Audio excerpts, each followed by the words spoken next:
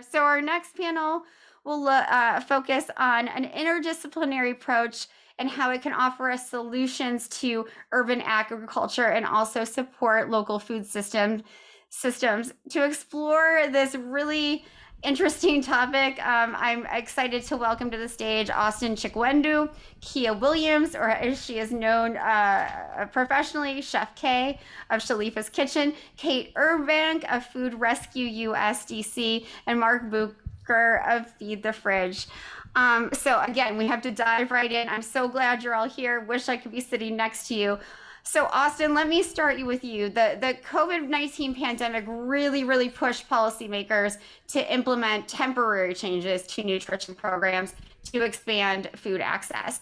And I'm wondering what you think we've learned from these last 2 years.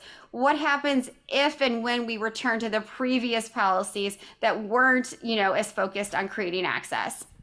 Absolutely. That's a great question, and thank you for the opportunity. Maybe I'll start my answer with a backdrop of the need and food insecurity in our region. So even before the pandemic, over 400,000 of our neighbors were experiencing food insecurity. For the food bank, we were distributing around 30 million meals annually. At the height of the pandemic, that number reached around 600,000 individuals. So 600,000 individuals in our region were uncertain where their next meal would come from.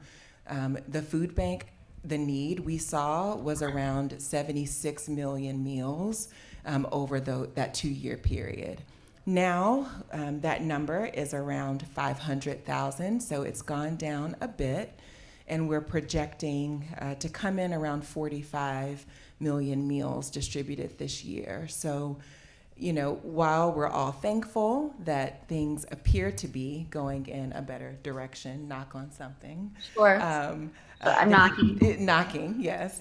The need is still elevated, and it's still 50% higher than it was pre-pandemic. And so my point is, the good government support that we did see from both our clients and support provided to the food bank, it needs to match the pace of the recovery that those who were hit the hardest, so households led by women, Black and brown folks, individuals who worked in hospitality sector, et cetera, they received the eviction moratorium, stimulus packages, et cetera. Agencies like ours, we really took advantage of waivers and the loosening of restrictions of your more traditional programs like your after school and summer meals, TFAP, the temporary emergency the emergency food assistance program. Sure. And so those waivers really allowed more access to free meals for children. And a lot of those are set to expire. So again, driving home the point of, yes, things are looking better, but COVID will have this long tail. And so the support needs to match the pace of recovery and not response. Absolutely. And COVID's long tail is now, we have another crisis, with Ukraine and the Russian aggression there. That's going to have a very long tail as well. So we have all these multiple crises hitting us. So Kate and Mark, that makes me want to turn to you both, because you work in this area of food rescue, and they're really big hurdles for you both right now. And I'm wondering if you can both talk about them. And Kate, if you'd like to go first. Actually, since the pandemic, food rescue, I believe, here in the district has been heightened. I think there's more awareness about just what can be done when we collaborate and we find our lane. The DC Food Policy Council held emergency food provider meetings every other week in the beginning of the pandemic, and it was a wonderful opportunity for all of us who are working in this area to find our lane, see where we could fill in the blanks. When the pandemic first happened, there were supply chain issues that kept food from coming into the district, But I found out that many of the corporations and the businesses in DC that had warehouses, walk-ins, freezers full of food that knew that they were closing down needed to be able to find a way to donate that food forward. So in the beginning, we were able to fill a real important gap. And it's just been a wonderful way to go deeper. I've met some people here tonight I've only seen on our Zoom calls for the past 2 years. And I think we have a really deep sense of collaboration that I think bodes well for all of us. Great. Mark, are you seeing that same sort of collaboration? Well, it was a disaster. The beginning of COVID just taught us how weak our supply chains were in terms of getting food to those who need it. That's just because we've never been called on like we were called on when COVID hit for everybody in the room. And my immediate instinct was, and I'm not in this space. I wasn't. I threw myself in it because as a restaurateur, I had to survive and I had to keep my employees employed and I had to keep my fellow restaurateurs in business as best I could. So what we did is we took we had restaurants prepare meals and then put them in refrigerators in and around the district and other areas to feed those who needed meals. So it first started with the elderly. Before COVID was a thing, if you were over the age of 70 or immune compromised, you said stay inside, ride it out. Restaurants got good at delivering meals in COVID. We can order sushi right now and have it here in 30 minutes. I can get a meal to anyone's doorstep in 20 minutes, 30 minutes.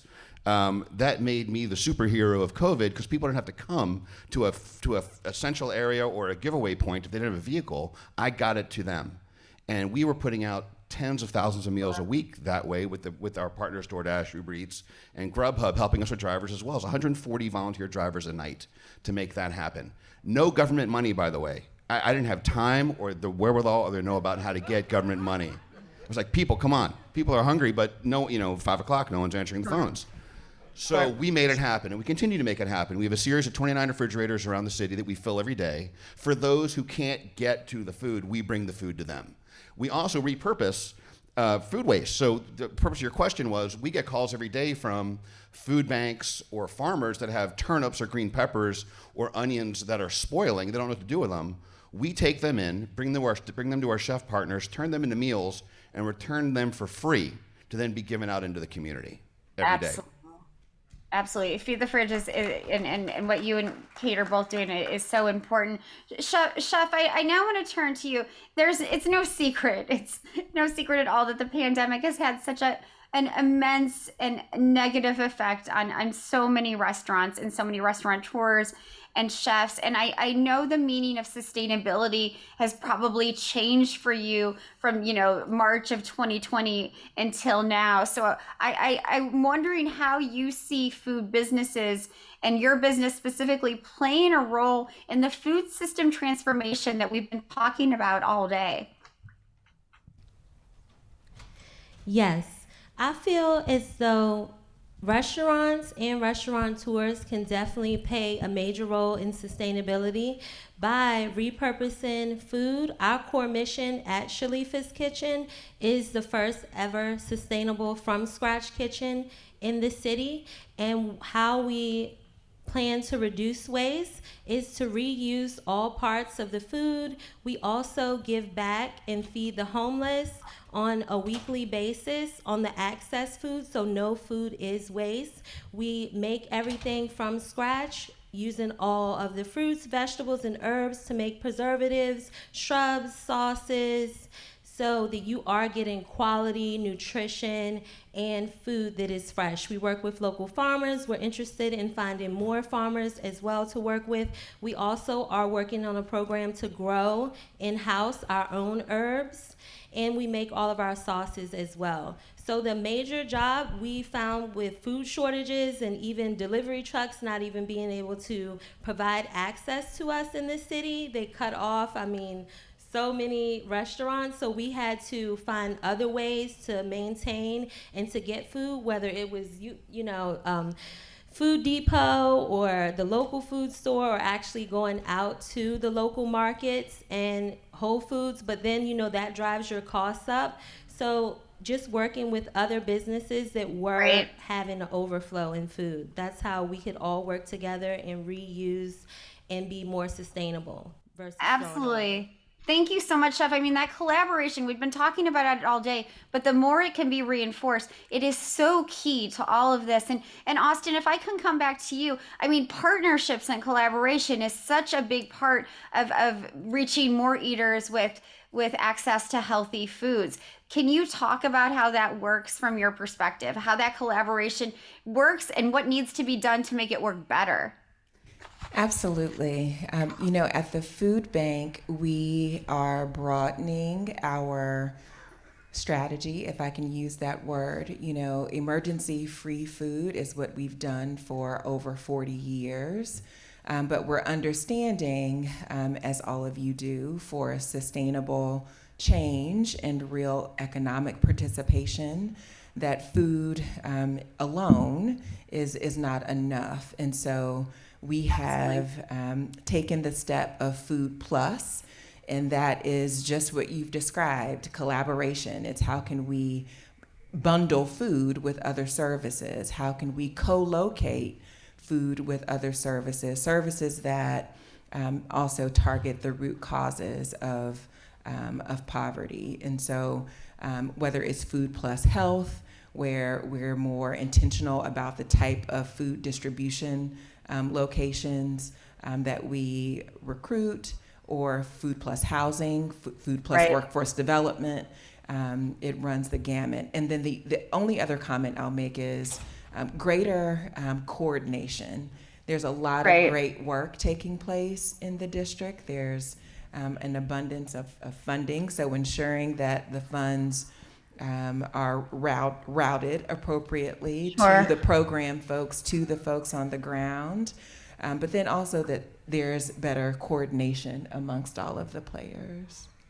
Absolutely. Such a great point on coordination. It's not just about collaboration, it's about coordination as well. Kate and Mark, I want to turn back to you both. And Kate, and Mark both, we talked about, the policy changes that are needed to encourage more food businesses to donate surplus food. And Mark talked about, he's not getting any government funding, and I don't think you are either, Kate, but there are policy changes that could help you both. And I'm wondering if you want to talk a little bit about the Emerson Act and how it's being sort of revamped, into the Food Donation Improvement Act. Kate, do you want to take that on for a few seconds? Sure. The way we engage potential food donors is to reassure them that due to the Bill Emerson Act, they are liable-free as long as they donate in good faith. And that has gotten us a long way for many years. It was passed in 1996. It is important to think that we're looking at it anew. The Food Donation Improvement Act of 2021 is underway. And I think there's just, the price of food is up. People have seen hunger due to COVID. I think people are very focused on what rescued food can add to the food chain. Sure. And so any improvements that can be made to bring any donors that are hesitant at all to donate, to reassure them that it's fair and safe to donate food, will make a big difference in the work that we do. So again, it's the Food Donation Improvement Act. Call your members of Congress if you're interested in making sure that it goes through. Mark, what are some of the policy changes that would make it easier for Feed the Fridge? Well, from a policy standpoint, the government's really good at a lot of things. They're good at coming up with a lot of money very quickly. FEMA can move very quick. The military certainly can move very quick. They're not great at distribution. We saw that going through the COVID vaccination sites, COVID reporting, COVID testing. They were always late. My joke at the beginning of COVID, which wasn't really a joke, but if you wanted to get tests in people's hands quickly, have Amazon do it. Because private enterprise moves fast. If you wanted to vaccinate half of America in a week, vaccinate people going through the McDonald's drive-through, right? Get it to the people. So for us, for me, for Feed the Fridge, for the way I look at hunger, I want to solve it. I don't want to serve it.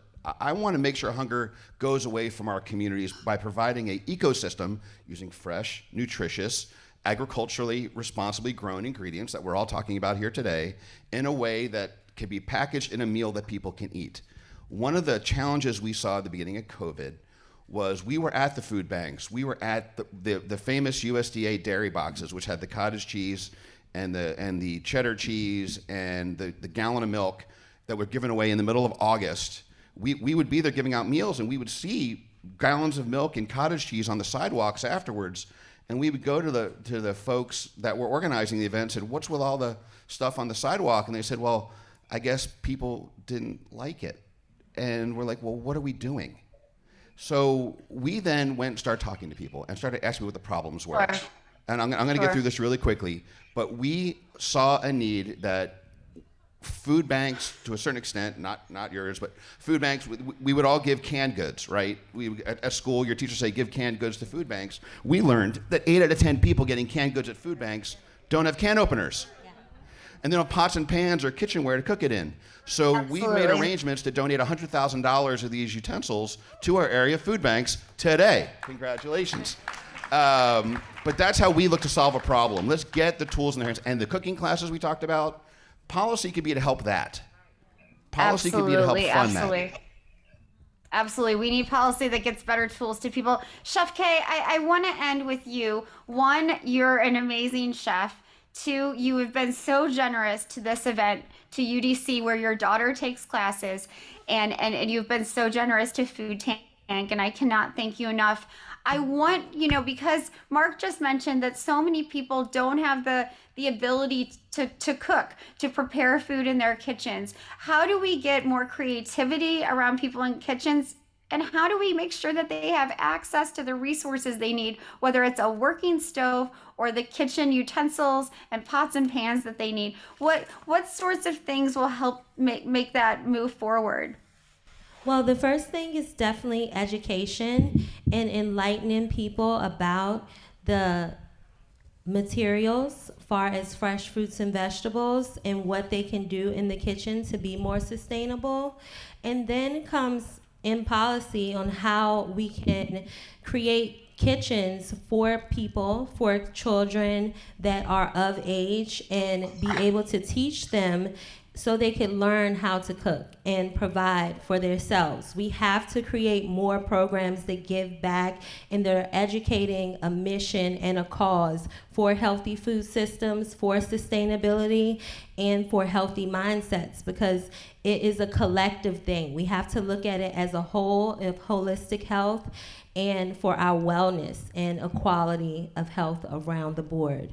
So first, it would start within the homes and within the programs that we could offer, whether it be through the food banks, our policy, also in restaurants. That's our job at Shaleafa's Kitchen, is to educate you through the food and how you can take that and be healthy in return. You can watch free videos that we offer as well. We offer free educational material, and then we work with, and we're interested in working with UDC too, but we work with Howard in the culinary there, and Absolutely. we train kids and students that are interested in health and in cooking, so that they are able to provide for their communities and also for their families. So Absolutely. I believe that is the first route to go, and then we can all spread the seed, spread the word to uplift ourselves and others. What a beautiful way to end this panel. Thank you so much, Chef, and thank you to the rest of our panel. It's an amazing job.